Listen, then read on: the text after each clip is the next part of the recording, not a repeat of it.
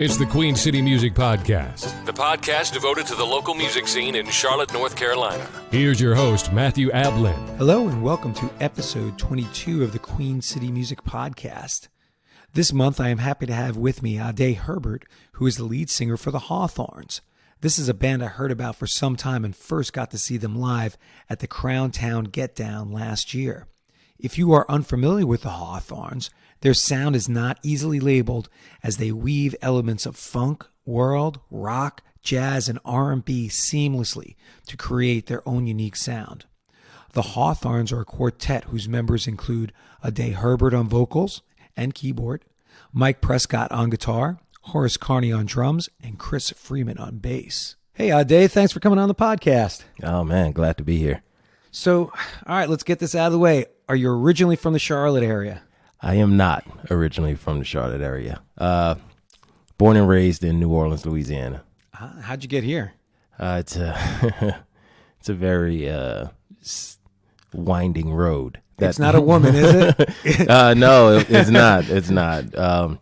I left New Orleans after high school, joined the military. Thanks for your service. No problem. Service. Then actually got into some music with some high school friends. Okay. And things. And so moved back to New Orleans. We did the thing in New Orleans for a little while, and then we had a little rainstorm in 2005. Yeah. And that kind of washed us up to New York City. Okay. And did the music thing in New York for a few years. And once that started to go south, guys I was doing music with kind of moved back home, moved to other areas. I went to school, got a degree. No. In music? In marketing. All right. Well, that's part of the business, right? Yeah. And after I got the degree, I got a job here in Charlotte and came down. So what's your music background? You talking about doing music. Did you do music in the military? No, I shot missiles in the military. All right. Totally different area. All right. Yeah. That's good. It's a completely non-transferable skill. But Unless it was you're on fun. stage and you have some nasty people in the audience. That's right? true. Very true. No, in high school, me and some friends of mine, we all grew up together, and Okay.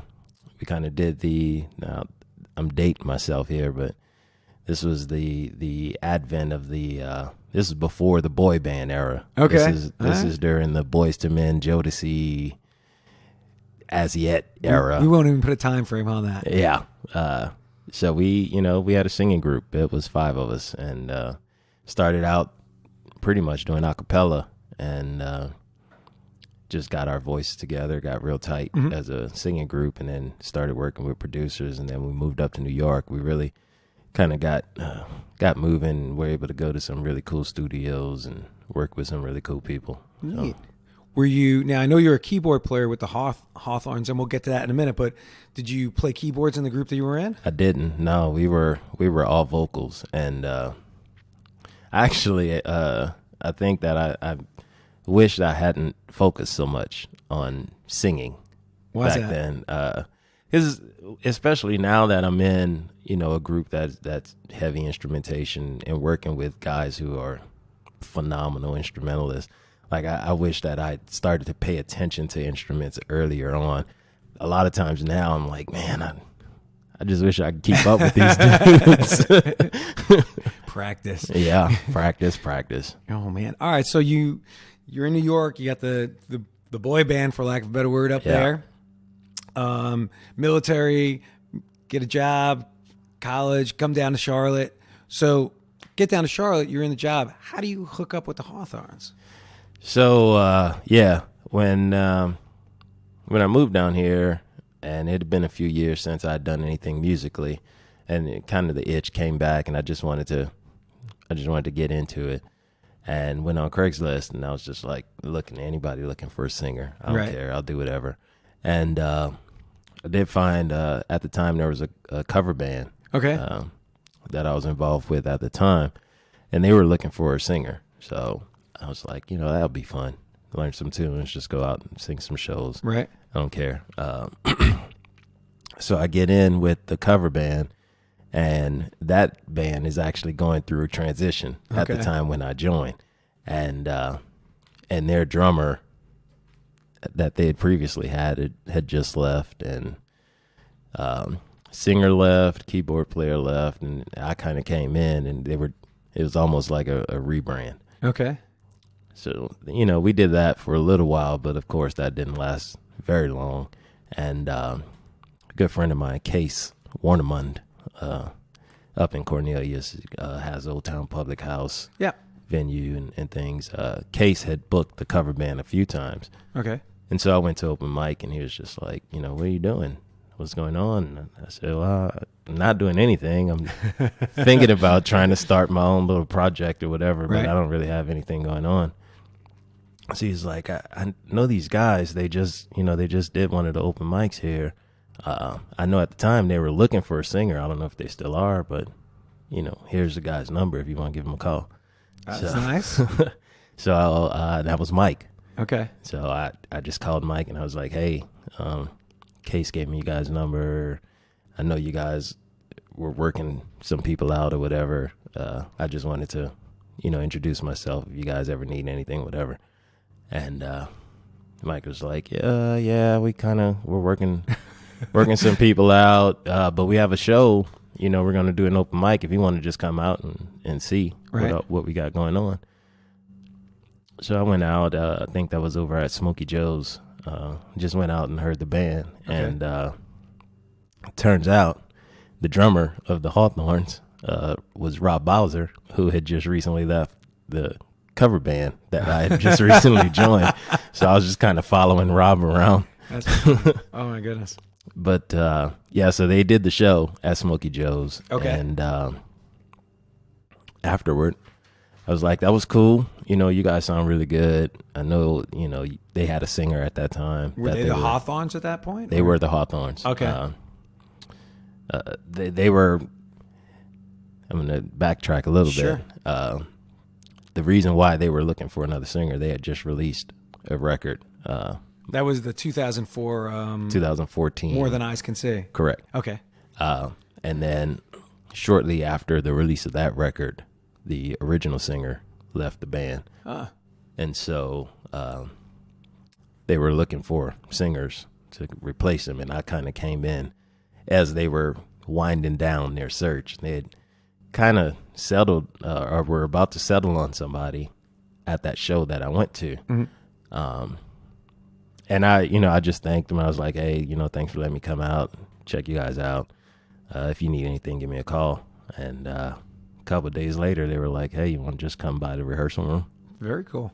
And it's been on ever since. So what was the time frame? How long was the time span or difference between you getting down here and then hooking up with those guys? I moved here in 2011, and I hooked up with them towards the end of 2014.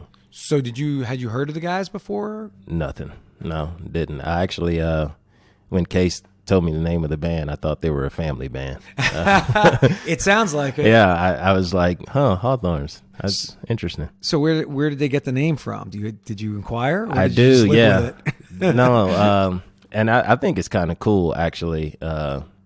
You'd have to kind of know the story, but when Mike and Chris kind of got the idea to form a band, mm-hmm. And they wanted to work together, and at the same time, Rob was looking for another project after he left the cover band that I had just recently joined.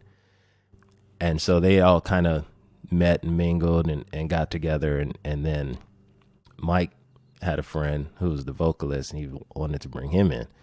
So the first time that they all kind of got together was at Mike's apartment, which was on Hawthorne Lane over in Plaza Midwood. And I think Rob came up with the title. He's like, we should be the Hawthornes. That's great, man. I love it.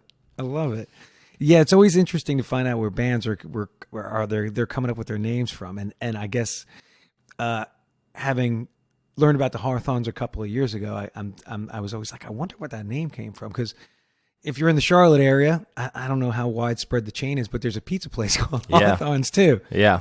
So does anybody ever ask about that and be like, did you guys go to the pizza place and just take their name? I actually met the guy who owns Hawthorne Pizza.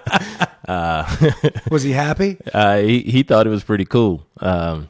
So it was interesting when I told him the name of the band. He was like, "Where'd you get that from?"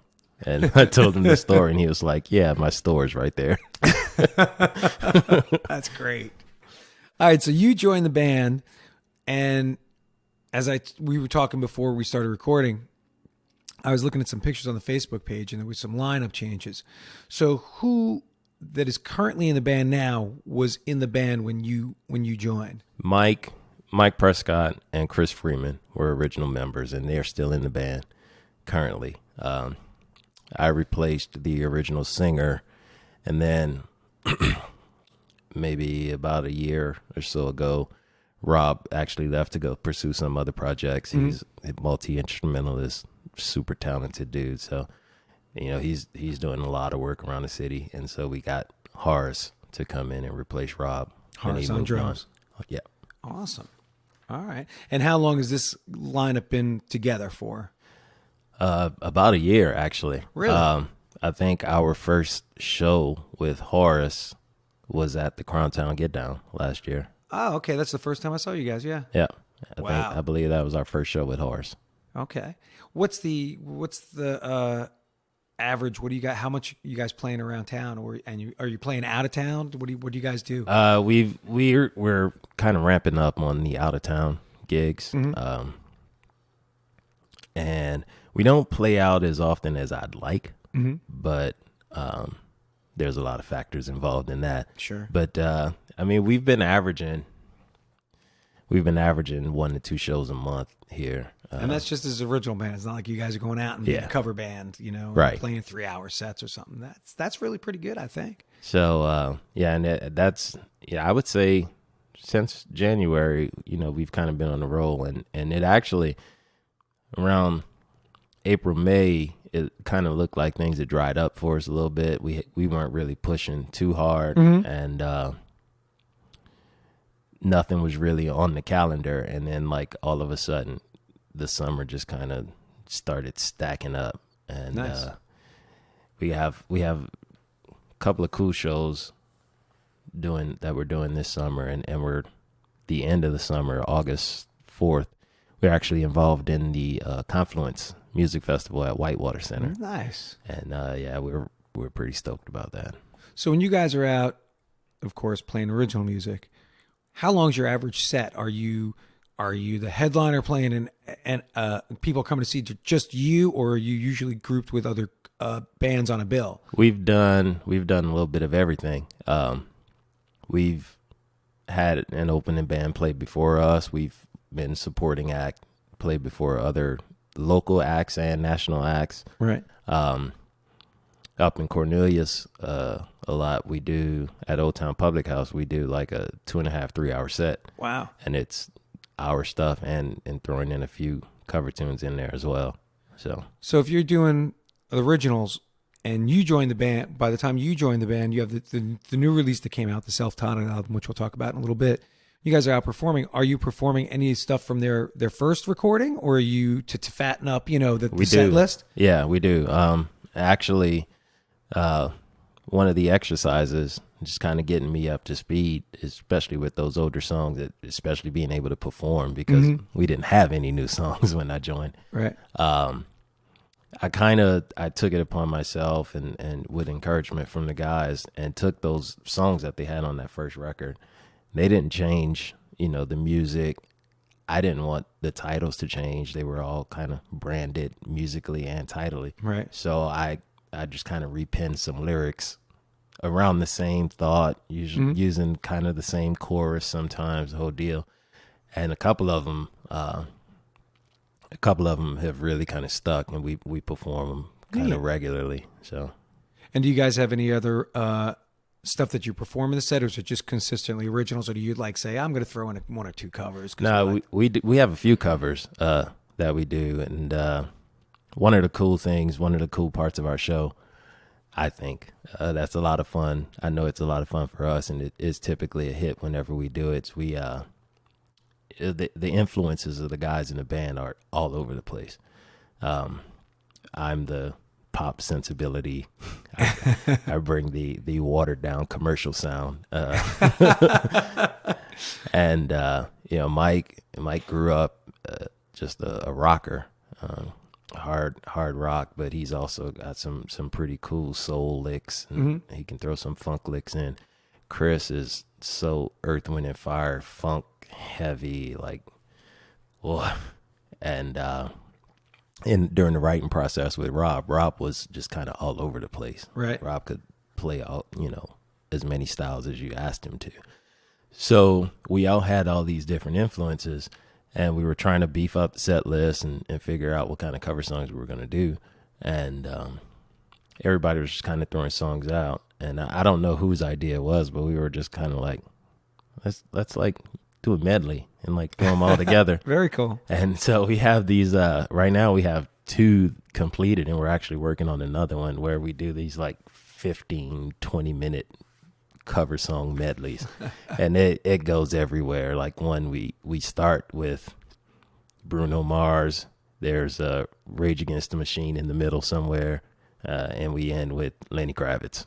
Wow. Okay. This is a little wide variety in there. Yeah. That's pretty cool. All right. So you had talked about songwriting. What's the songwriting process like for you guys? Do the musicians, you're not a musician, but do the guys who are the instrumentalists, for the band mostly, do they come up with stuff? Do you come up with stuff and present it on keyboard with like, hey, I got this going on. What do you guys think? Yeah, it's a pretty collaborative process, actually. Most of the songs on the self-titled record that we came up with in 2018, that was just kind of jamming in the band room. And I would be there as well and throwing in my little keyboard licks when I can, as I was still learning how to play in a band. We just jam for a while, and then either go back and listen to it, or in the middle of the jam, somebody would say, oh, I kind of like this section. Let's work on that a little bit. And then you just kind of work that section out. Right. Then just kind of piece it together like a ship, it's like, oh, this will be the A section. And right. We're going to put this as the B section. We go back to the A, and then this could be a C section. Just kind of build it musically. And then they were like, here you go. And the first few lyrics that I penned, I just kind of went off on my own and, wrote first thing that came to mind. But after that, there were a few times where I kind of brought it back, and I would say, does this make sense? Is that something you guys are interested in message-wise? Are you primarily the person who does the lyrics? Primarily, yeah. But okay. Chris is an excellent lyricist. He's got a few songs that I'm trying to pull out of him. See, man, I give credit. I'm a budding songwriter. I'm trying to, do some of my own stuff. I've always found it kind of difficult to write with other people, because I always felt like as soon as you come up with a part, they're like, oh, I like that. And you jam on it. And then they're like, okay, what's next? And you're like, I don't know. Why are y'all just sitting there staring at me like I got to come something up, Yeah. Right now, I always took that kind of Pete Townsend approach where like you write the whole darn thing and then you bring it in and you go, okay, you guys put your stuff on it. And that's going to start to sound like, That's basically, that's kind of, I think, the way that this band works best. I know there was a couple songs, one for sure on that first record. I know that Chris kind of it was a complete thought. Okay. He kind of brought it in, and it's just understood when you bring something in the band room, you're just kind of serving it up and saying, do what you will with it, kind of thing. And nobody has kind of that, this is my song, you can't change it, right, kind of attitude, which is a great thing. And a lot of times it's, the kind of similar to what you were saying, the way that I write, just because all of my neuroses, I just need to get my entire thought out. Okay. Once I get my entire thought out, like I know that I've completed that process, then it's like, hey, you can chop it up now.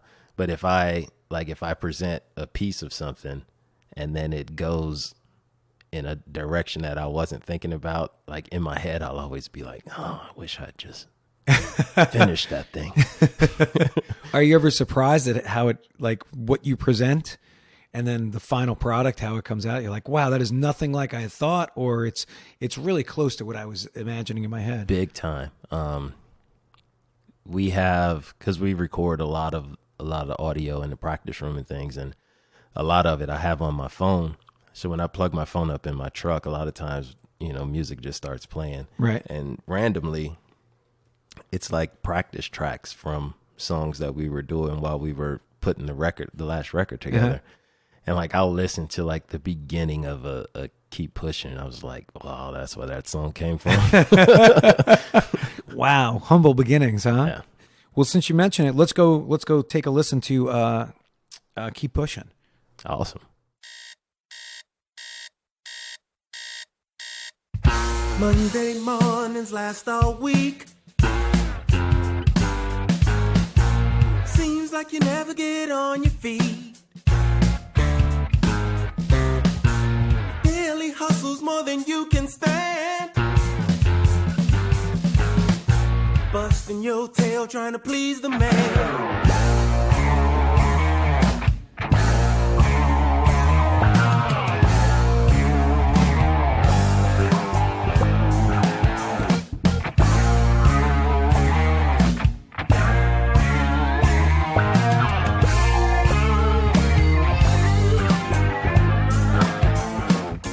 Going off and it's 5:30. These mornings always seem to come around so early. Got to find a way to get up out of this rat race they call a hustle. But the mail's still coming and the bills are due. Got to toe the line just to make it through. Keep your eyes focused on the final prize, and until your dream is realized, you gotta keep on pushing. Pushing forward. Come with me. Come with me. You gotta keep on pushing. Pushing forward. Come with me.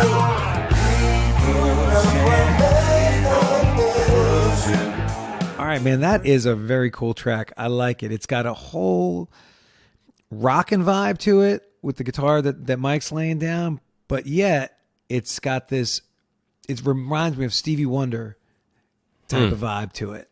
Yeah, it's interesting, and one of the reasons why I wanted to bring that song along is a lot of people always ask, like, what's your sound?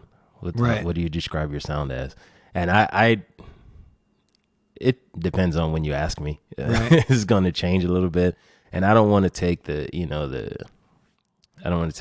common road and say, oh, it's a fusion. Everybody's doing kind of fusion these days, but I would say our sound is pretty. At its foundation, it's pretty funky, but it's got a heavy guitar influence to it, and so it gives it that just kind of that guitar driven funk, at least in my mind. Right. That's how I see it. That's how I describe it. And with that, we're able to kind of take that so many ways. You can even do mid-tempo funk with still a nice heavy funky bass line, a nice funky backbeat, and still throw a killer guitar solo on top of it. Absolutely. Yeah. So is that how you describe it? It's I don't want to say funk because I don't think it's funk. I think it's funky. Yeah, it's funky. It's got a good groove to it. Yeah. But if you can laugh at me, but if I had to describe it in one sense, it's kind of almost got this, especially after the next track. Well, we have to listen to that one too, but almost a Toto-ish vibe. Toto-ish vibe. I'm not laughing at you. I am. Have you heard that before? Every time, especially with that next song that we have, everybody's like, man, that sounds so much like Toto. Yeah, it's great. It was that was not what we were going for, but as soon as somebody said it, I was like, I'll take that. Yeah. I'll take that. Guys are damn good musicians. Oh yeah. I mean, you can't take anything away from those guys, even if you're not a fan. You hear the playing, you just go, oh my gosh. When I heard their story, like basically just found out they were just like the best musicians in LA, and they were, Yeah. why don't we just start a band? What is that? There was they laid down the tracks for Michael Jackson's Thriller. And, and I think I heard Steve Lukather, the guitar player for Toto, say something. He was laughing in an interview where he was, they were doing a review of Thriller, and they said the members of Toto have finally been able to write some good groove music. Like, yeah, really? Wow, that's his slamming comment, isn't it? Yeah. All right, so we've got this tune. So how did Keep Pushing come about? Is that one of those ones you guys got brought together and you guys jammed it out, or did somebody bring it into the studio? Yeah, to Keep play Pushing was a straight up jam. I think it was a bass line that either Rob or Chris had in mind, and they just kind of were recycling that doom doom doo doo doo doom doom doom, and just kind of recycling that, and then Rob threw a beat on it. Mike started noodling over top of it with some, it's some chords, just some chanks and stuff. I'm using all the wrong terms, but that's all right.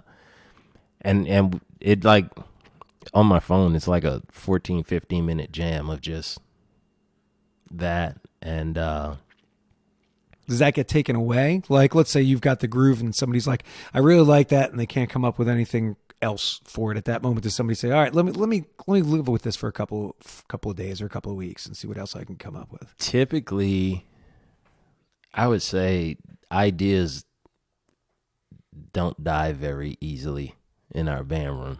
Like, okay. I have 20-minute jams on, a 2 or 3 chord kind of thing where people just kind of messing around, seeing where they can go with it, seeing where they could take it. I believe with Keep Pushing, after kind of that foundational kind of bass guitar deal came together, I think Mike was just like, what can we add to this? What can we do? And then he started kind of that somewhat reggae guitar deal on it. And once he did that, it was like, all right, so that original jam, that's definitely the chorus. This part, these are the verses. And then let's try to, formulate, get the foundation of the song and form it out like that. So. And then, so when the song comes to you, you're not really sitting there writing lyrics, the whole time in the band sometimes, and a lot of times I'm just kind of humming gibberish just to get like a melody line. Right. Trying to see what feels right, what sounds right with the music. And then, if it's something I could actually sing. I have a bad habit of, writing music that I can't perform. I write Meaning it. Sing it? Yeah. Okay. I write it like I want to hear it, and then I try it, and it's like, oh. What part of it can't you? What do you mean? You write it on keyboard, or you in my head, like a melody line? I'll try to hum a melody line, and then I'll take it way up into the stratosphere, way outside of my range, and it's like, yeah, all right, pull that back in. So back to reality. Yeah, it's something I can't do. A lot of times, as we're working the music out, I'm humming melody lines and just trying to feel what's right.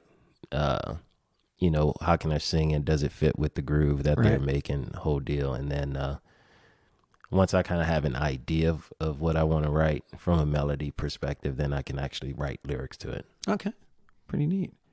And the 2018 release that you guys have, the self-titled album, is that all credited? The songwriting credits go to everybody in the band? Is that it? Is that kind of the way you guys cut it? That's the way we do it. Yeah. It's it's a collaborative process, and I would say, sure, I should get all the lyricist credits or whatever, but a lot of those lyrics came from inspirations that I found in the music. Okay. So that's credited to them as well. There are times when they're kind of going through a groove and they'll play a section, and I might say, that might be a C section, kind of deal. And they're like, oh yeah, that works out. So we figured, instead of First of all, because we're a band and we want to keep it as, as even keel. We want to keep it as collaborative as possible. Right.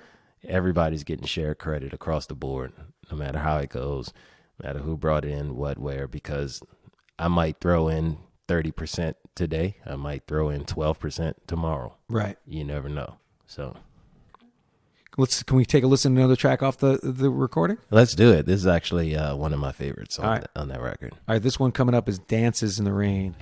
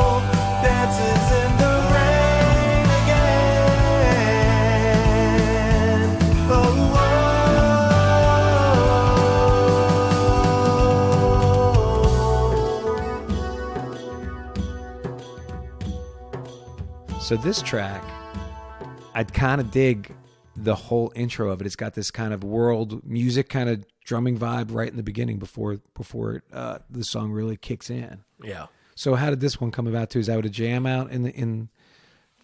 I want to say that was Rob playing a beat. That's what it kind of sounded like to me. He's like, hey, I got this. What can we do with this? And I think Chris just started, matching him on the bass somewhere. Mike started matching him. I may even have that on my phone somewhere, but it didn't. That one kind of took form pretty quickly. At least the main groove took form pretty quickly. Okay. And then as they kind of pared it down and it went to the boom, doom, doom, doom, doom, doom, doom. Everybody, like, it was almost intuitive. Everybody was like, this is building up to something. So what's going to be the payoff? Right. And then they were like, all right, we just need this chorus part and this song's done. We need something a little bit bigger. Yeah. Than an intro. Yeah, that's a really cool tune, man. That when you guys say that your sound is hard to define, that's a tune that says to me it is hard to define, because you could sit there and say it's rocking, but then you get this tune, it's like, it's not that rocking. Yeah. Like, it's got this kind of like ethereal quality to it. Yeah. And that going for the world sound, and actually kind of the scope of this record and the reason why it's self-titled, because like all of those songs that we have, when we decided to put a record out, we were like, all right, what are we going to put on the record and what are we going to leave off? And everybody was just like, I want all of it. Oh. And it was so, across the board. Mm-hmm. You had the the Funky Gibber. I don't know if you listen to the record on Spotify, but like the bonus track, Funky Gibber. I haven't listened to the whole thing. I've listened to what you guys got on the website. I have to give it a listen on Spotify. And then After the Dance, kind of like a old Motown kind of deal. And then you have Unstoppable, which is straight ahead rock and roll kind of song. And it like, as we were like, all of this stuff, we're all of this. And we can do all of it, and we enjoy all of it. So we were like, let's just put it out there and see what happens. Very cool. All right, so I'm going to change gears a little bit on you. Okay. All right, so you guys are a Charlotte band, putting out original music. What's your view of the Charlotte scene? What's going on right now? That's interesting to me. Coming from New Orleans, right, which was a scene that, has always had a pretty happening music scene. Living in New York, which of course is New York. Right. Coming to Charlotte was interesting because initially, even though it was small, I kind of felt like it was that all for one for all kind of deal. Right. And it was that way in the circles that I was moving in. Right. But when I realized that I step out of that circle and go into another circle, like those people had no idea what was going on the other side of town. Right. And I guess that's because there's so many different genres being played here, and there's so many different scenes that are kind of going on all at the same time that, people gravitate to what they like initially. Right. But there could definitely be, I think there's a very strong effort in working on kind of getting that cross-pollination going on, and getting, folks that are in the metal scene hip hop and metal have a lot more in common than a lot of people, would like to admit. So, right. Having hip hop shows and metal shows and having those crowds kind of intermingled, having rock and singer-songwriter crews and the whole deal. I'm glad to see a lot of these recent efforts, especially as going on here in Charlotte. There is a lot going on with the town hall meetings they've had lately. Yeah. And like I said, last month we had Ryan Williams on, and he was talking about doing the Crown Town Get Down at Heist Brewery and doing another one in September. And the hard part, I think, and maybe you could speak to this more than I can because I do cover stuff, getting people out to original music shows. What is that like for the Hawthornes? Yeah, and full of transparency, and I'm really going to try not to sound bitter. I do think that modern society, music has become such a commodity to the average listener. It's not like people aren't marveling at your musical skills. They can get it anytime they want. Yeah, it's on TV. They just want something going on while they're enjoying a beer and talking to their friends and the whole deal. So it's really hard to get people kind of motivated to get behind original music and to get into what you're presented, because it's unfamiliar to them. So they have to put effort into listening to you. Right. Which means now they can't talk to their friends. They have to actually pay attention to what you're doing. So sure, they may be interested, but not today. Let me know when your next show is, and I'll actually come out and check you out, kind of thing. I think that's really just a factor of the times that we're in. I think you're right, man. There's a lot of, you can get it anywhere, anytime. It's in your car. Yeah. It's on your phone. It's on TV. It's in the restaurants. It's in the shopping center when you're walking around. So literally. And even if you go to YouTube, there are amazing players all over the place. So now when you say, they don't marvel at your skill, well, you're great, but I got this guy on YouTube I just saw, and he's got 1 million likes to his video, and he's playing guitar 1,000,000 miles an hour. So. Exactly. Yeah. That was, I started learning that lesson when I went back to school and got my degree in marketing.